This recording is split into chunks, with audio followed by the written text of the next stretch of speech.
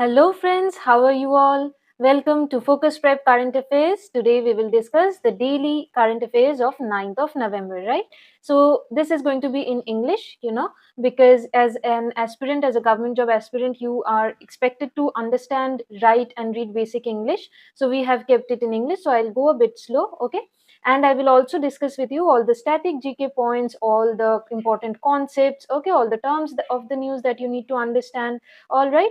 So this is the PDF. If you want the PDF of the daily current affairs and also the weekly current affairs, okay, every PDF you will get in our Telegram channel, Focus Prep Current Affairs, okay. So this link of the Focus Prep Current Affairs, this Telegram channel, it's given in the comment section, okay. Please go to the comment section, check the comment section, there you will find the link, okay. Click on the link and join the Telegram channel to avail all these materials, okay. So now let's start the most important current affairs from 9th of November, okay. See the first one. India conducts tri-service military exercise Poorvi Prahar on the eastern border. Okay, so this tri-service military exercise, this was with three military services of India. Okay, what were they? The army, the navy, and the air force. Okay, so this was named Poorvi Prahar because this was organized in the eastern border. Okay, why was this exercise conducted? It aims to test the readiness of the army, navy, and the air force. Okay, so they have tested all these readiness of our army, navy, and air force in the eastern border. And where did it take place in the eastern border? In eastern Ladakh. Okay, mainly in the Depsang and the Demchok area in Ladakh this took place. Okay, so this was to test and to train and prepare for the prepare the army, navy, and the air force. Okay, and why suddenly this was planned and this occurred? Because recently there was a disengagement at the friction points, okay, in eastern Ladakh. So recent disengagement at the friction points means points of conflicts, right? In the border area, in the points of conflict, there was disengagement. So this prompted for this exercise to take place in Depsang and Demchok. Okay, now some static GK points for your Indian Army. These static GK points are very important, okay, if you're especially a PSC aspirant, if you're a SSC RRB aspirant also, okay, these kind of static GKs are asked. So we have kept the exam oriented static GKs here, okay. So the Indian Army, when was this established? This year is important. From your modern history perspective also it's important. It was established in 1895, okay. Now there are currently 7 commands, okay, currently employed within the Indian Army. And the commander-in-chief of the Indian Army is our President, Srimati Draupadi Murmu, okay. So the commander-in-chief for Indian Army is not the Prime Minister, it is always the President, okay. That is the military function of our president. You might have read this in polity if you have read it, okay. Now the General Upendra Dwivedi serves as the chief of the army staff, okay. So chief of army staff, the name you have to remember, General Upendra Dwivedi. And General Bipin Rawat was the first chief of defense staff, okay. The first chief of defense staff was Bipin Rawat, General Bipin Rawat, okay. And the current chief of defense staff is General Anil Chauhan, okay. So this two names, chief of defense staff at the current moment is General Anil Chauhan and General Upendra Dwivedi is the chief of the army staff. These two you have to remember. Now when does India celebrate their army day? Indian Army Day is celebrated on January 15th, okay. So 15th August is our Independence Day and January 15th is our Army Day, okay. This way you can remember. If you connect the dots, this way you can remember. So let's see the next current affairs. The National Cancer Awareness Day observed on November 7th. So November 7th is observed annually as the National Cancer Awareness Day. Okay. Now this November 7th, this is also the birth anniversary of Marie Curie. You might have, I'm sure you have heard her name, Marie Curie, okay, in science, right? She has done some very important, work in the field of, what field? In the field of radioactivity, right? In the field of radioactivity, she has immense contribution. She is a very important personality, okay. So Marie Curie, the birth anniversary of Marie Curie is also on November 7th, okay. And regarding India's cancer with fight, this began in 1975 when the Indian government launched the National Cancer Control Program, okay. So with this National Cancer Control Program in 1975, India's journey to fight against cancer, it started, okay. Now some static GK points about Marie Curie. This is again very important. She was the first woman to win Nobel Prize. Okay, Marie Curie was the first woman to win Nobel Prize, and she was also the first person to win 2 Nobel Prizes. Okay, and she remains till today, she remains the only woman to win in two different fields. Okay, Nobel Prize in two different fields. Okay, so the only person to win in multiple sciences is Marie Curie. So you can understand how important, her discoveries have been. She won her first Nobel Prize in the year 1903 with Pierre Curie and Henry Becquerel. Okay, this was regarding the discovery of radioactivity. Henry Becquerel is also called the father of radioactivity, right? So along with Henry Becquerel and Pierre Curie, Marie Curie won her first Nobel Prize in the year 1903 for the discovery of radioactivity, the phenomena of radioactivity. Okay, but in 1911, she alone won the Nobel Prize in chemistry for her discovery of the elements radium and polonium. Now, radium and polonium, these are the two. These are what? These are radioactive elements. So she discovered these and won the Nobel Prize in 1911 for it. So this was for Nobel Prize in chemistry, and the first Nobel Prize she got, that was for Nobel Prize in physics. So in two different fields of science, she is the only person to till date to win Nobel Prize in two different fields of sciences. Okay, now let's see the next one. Anil Pradhan receives Rohini Nayyar Prize 2024 for rural development contributions.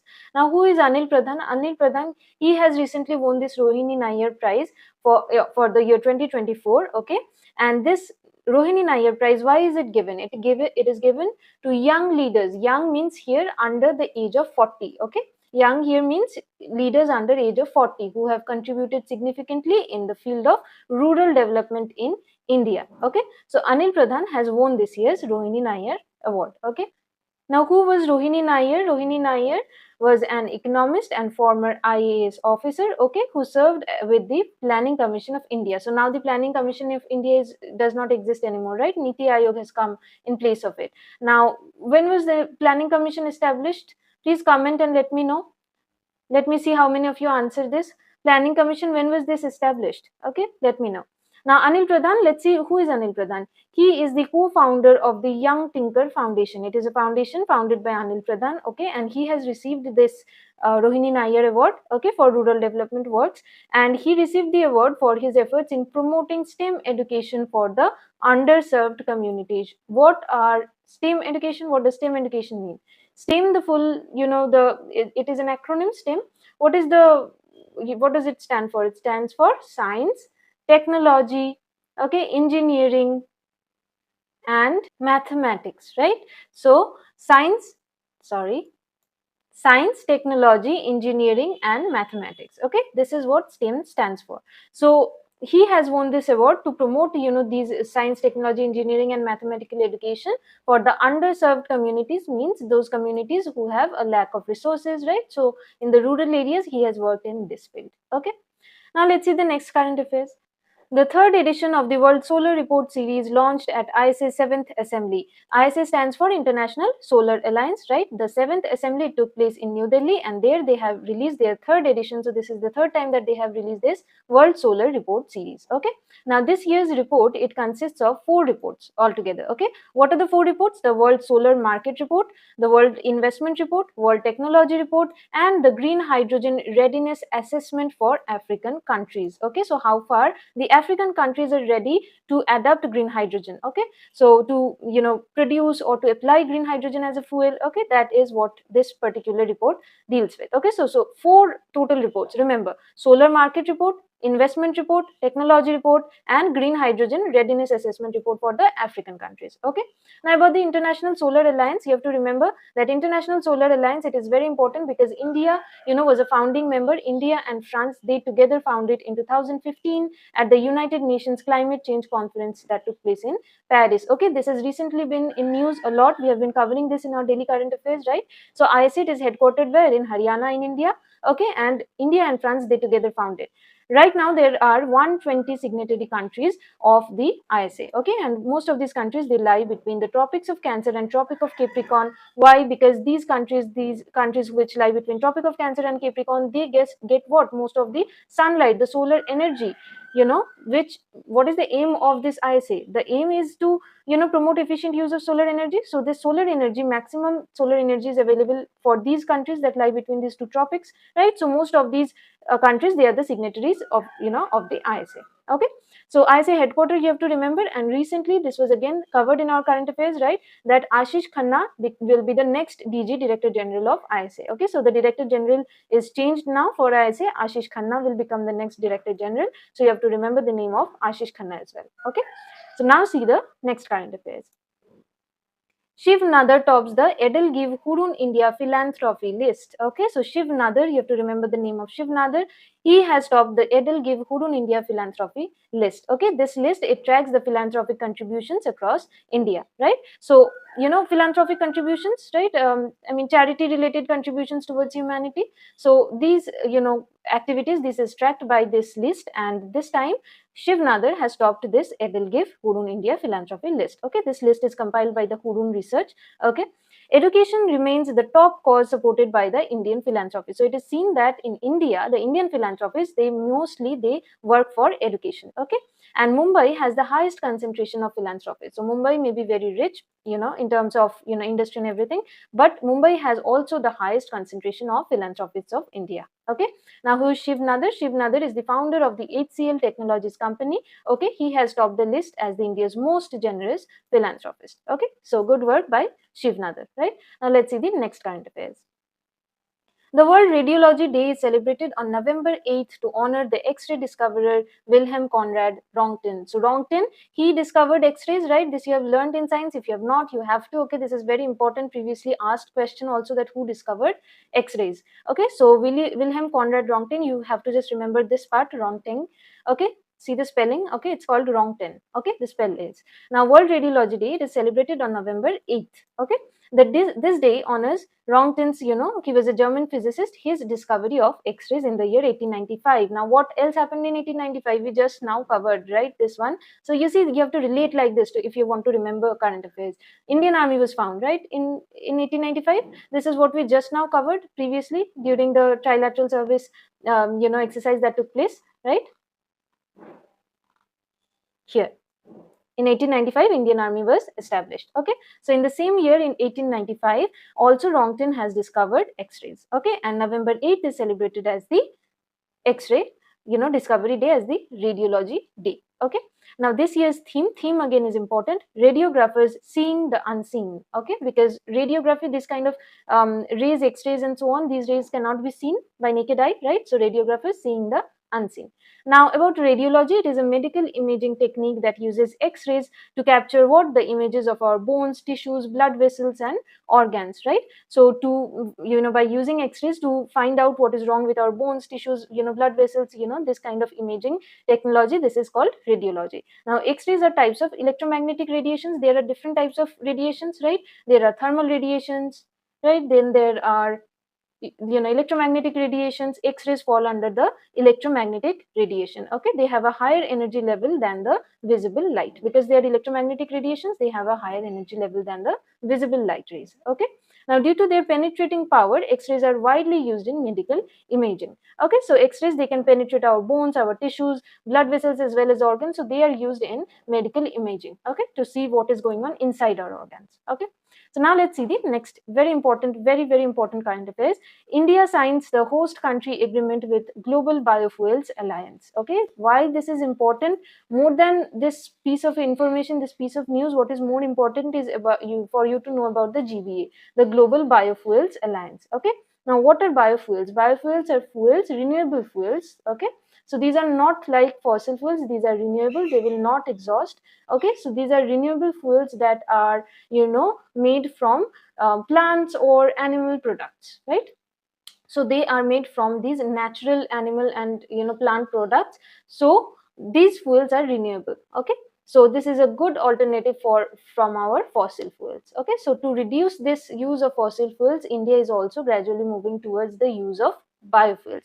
Now this Global Biofuels Alliance, this was formed in the year 2023 in the G20 Summit. Okay, so the G20 Summit of 2023, who was the president? India was the, you know, was presiding over in this G20 Summit of 2023. Here, India only started this Global Biofuel Alliance. Okay, we'll learn about this in details. We have mentioned it here.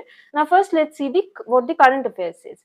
India has signed the host country agreement with the Global Biofuels Alliance. And what will this agreement do? This agreement will enable the GBA, this alliance, to establish a secretariat in India. A secretariat is kind of like a headquarter. Okay, from here the main functions that can be conducted here. Now let's look about the Global Biofuels Alliance. This promotes the use of biofuels as a cleaner, climate friendly alternative to fossil fuels. So the purpose of this GBA is to gradually reduce the use of fossil fuels and to promote the use of biofuels. Okay. Now this GBA, this includes 27 member countries, out of which 12 international organizations like the World Bank, the World Economic Forum, the International Energy Agency, they are also the signatories. Okay, when we are talking about 27 member countries, out of them 12 are international organizations like the World Bank, the World Economic Forum, and the International Energy Agency. Okay. Now the GBA, it was launched in 2023 by Prime Minister Narendra Modi in the G20, India's G20 presidency. Okay. Now along with 8 other leader countries, this was signed. Okay.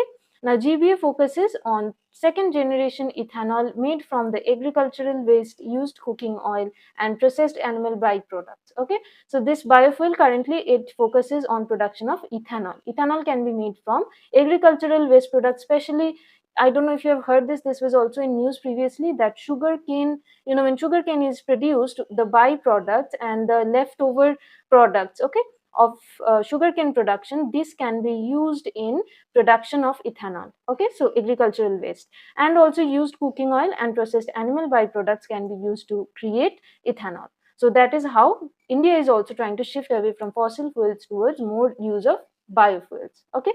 Now, generations of biofuels, here we have mentioned that GBA focuses on the second generation ethanol, right? So, what are these generations of biofuels? Let's see.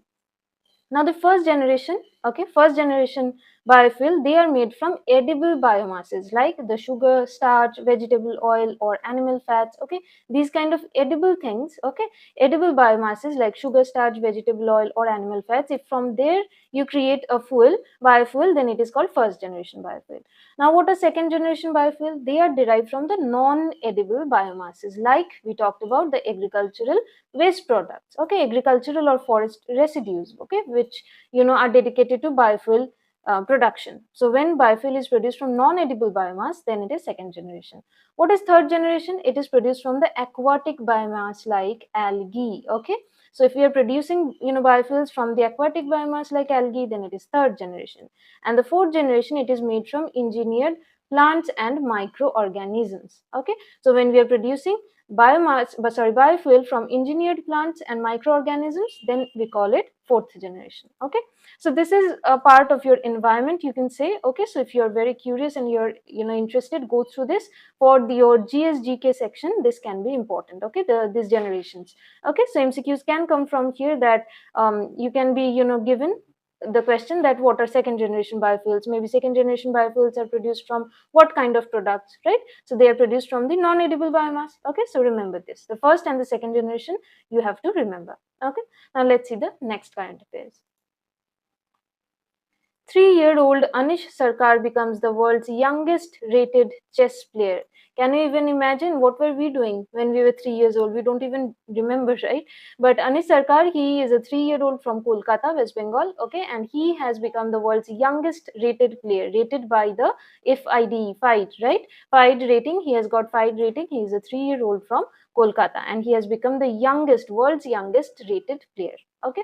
Now about FIDE, okay, this FIDE, what is it? It is an international chess federation known by the French acronym FIDE. Okay, it is an international chess federation, international organization that governs the international chess competitions. Okay, so the international chess competitions, all this occur under FIDE. Okay, they take care of these international chess competitions. Now the organization, it connects the national chess federations. Every country, most of the countries, they have chess federations. So these chess federations, they are connected with this international organization FIDE, and together they conduct these international competitions of chess. Okay, where is the headquarters of FIDE? This is important. It is in Lausanne in Switzerland.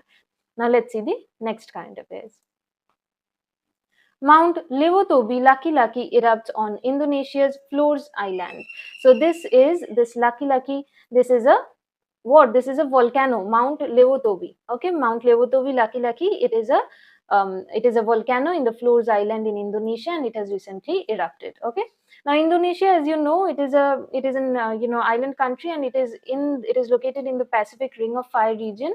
Okay, so they are susceptible to the volcanic eruptions. Very often these eruptions, they continue to happen. Okay, and this time you have to remember the name of the mountain, Mount Lewotobi Laki Laki. The name is unique enough for you to remember, I think.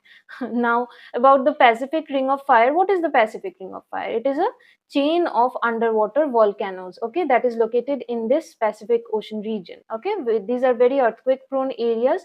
So how does earthquake occur?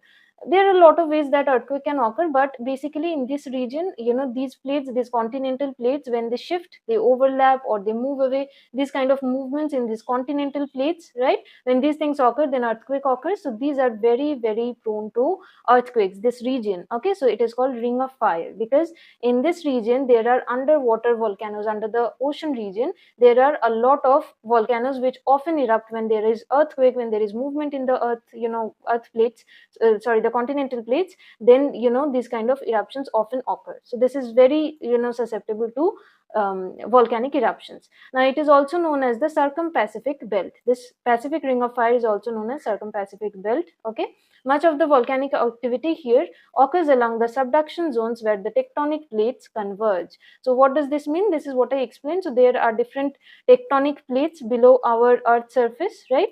Below the oceans also we have these tectonic plates. Now where these two plates, they converge, right, they are meeting, these two are meeting, when there will be some movement in this converging area. Okay, subduction means one plate will go down, go under the another plate. Okay, so when these kind of movements occur, there is earthquake, and these volcanoes, they erupt in this region. Okay, so that is why it is called Pacific Ring of Fire, because the islands over here, they form almost like a ring in this region. Okay, now let's see the next current affairs.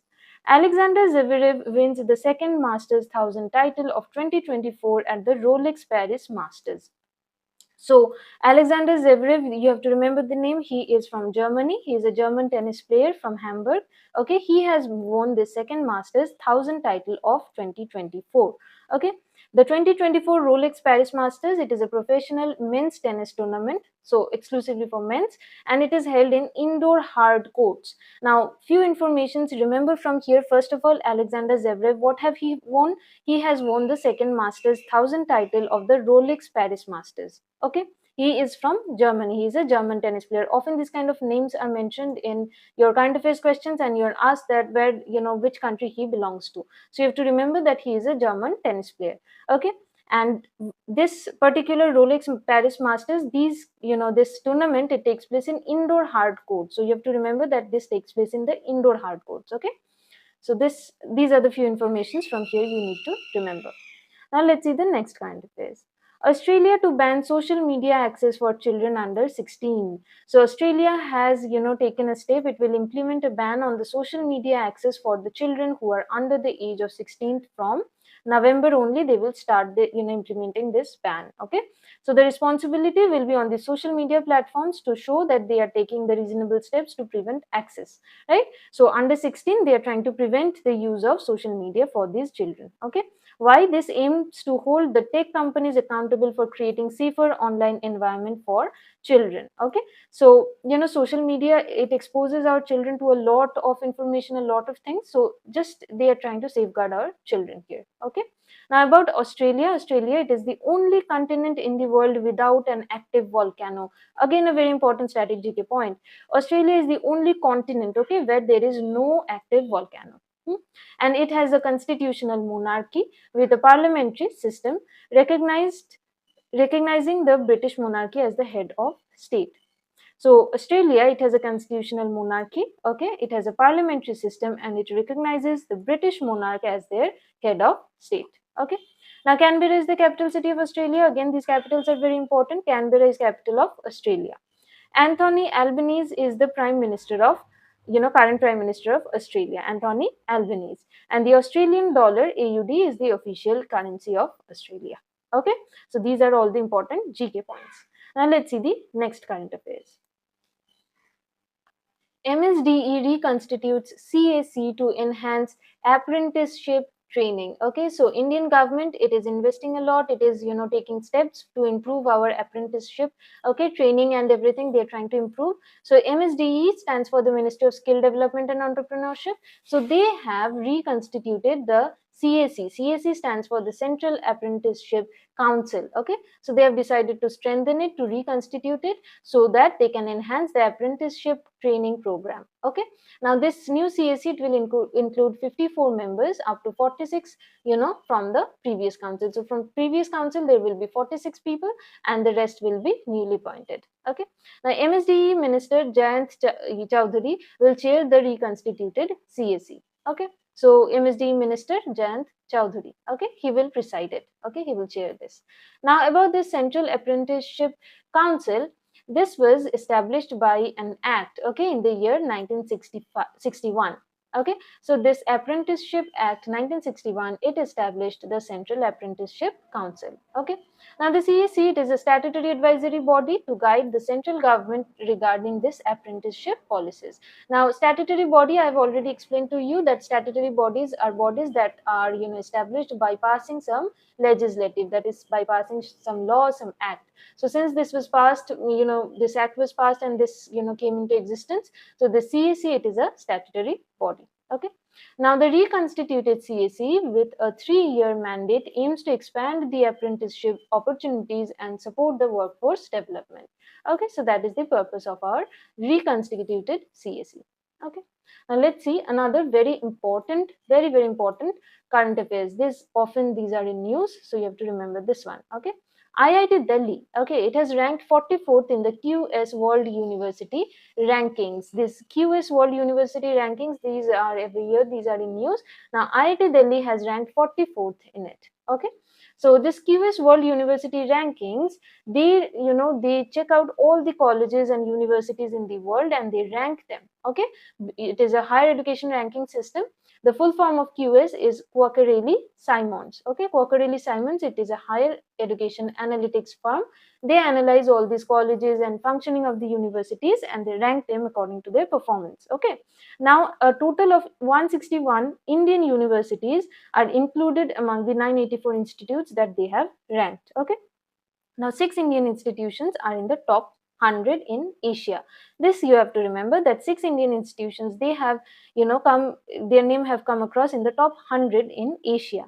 And IIT Delhi, this you have to remember, IIT Delhi, it has, become the leading among the all other Indian universities and it has ranked 44th place in Asia. Okay. Now, Peking University in China, it has topped the list for the second consecutive year.